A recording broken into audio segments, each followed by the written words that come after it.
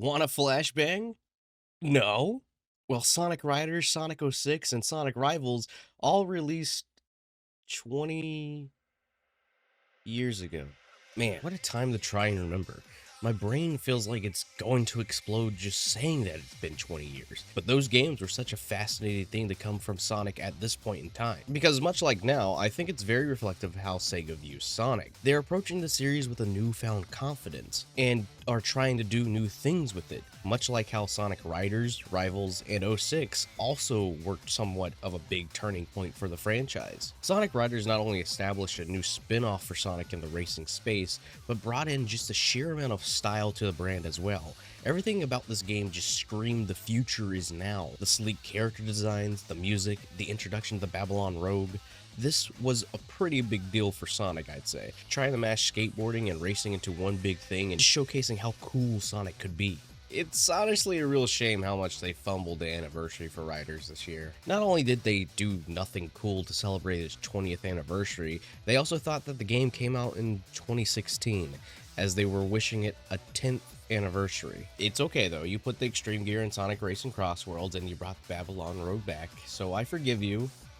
For now. Sonic Riders was and probably is still one of my favorite spin-off ideas they've had for this franchise. It's just got that sauce, you know? Please, I beg for more things like this in the future. Now, a major thing for Sonic the Hedgehog was the big title release. Something huge, something that was going to define the next-gen gameplay for Sonic the Hedgehog. And while it unfortunately wasn't what everyone was hoping for, I've got to give it some slack because it did at least try to be something. Introducing Silver the Hedgehog, Princess Elise, Iblis, and Mephiles, bringing back Blaze the Cat. But not only did we get all of these new and returning characters, we got to play as each of them individually in some way. This game just felt like such an interesting opportunity to take not just a more serious tone for the series, but also bring back that adventure feeling with the gameplay. This game should have been given more time to cook. They were really onto something here, and while albeit a bit over ambitious with the approach, man, I can only imagine what that alternate reality looks like.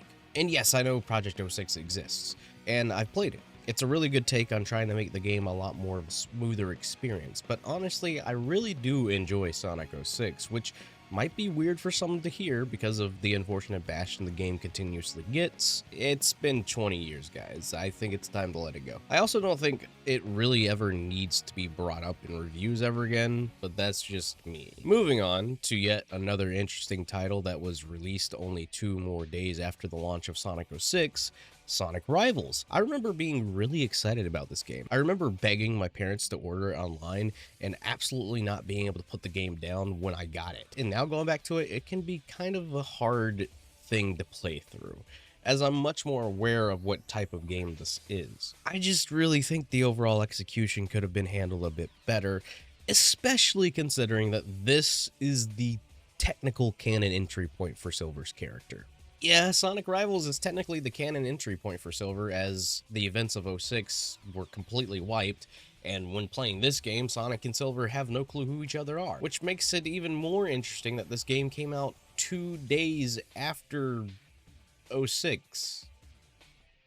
That's crazy. All of these games did something interesting for Sonic's 15th anniversary, introduced new characters, and tried to showcase how much confidence they had with this blue guy back then. But out of all 3 of these games, only 2 have something in common with one another. And as previously mentioned, both games count as the introduction for Silver the Hedgehog. Bet you didn't expect this video to turn into a Silver the Hedgehog focused one, did you? These 2 games being his introduction point is what makes Silver's character so much more interesting looking at how they're utilizing him now.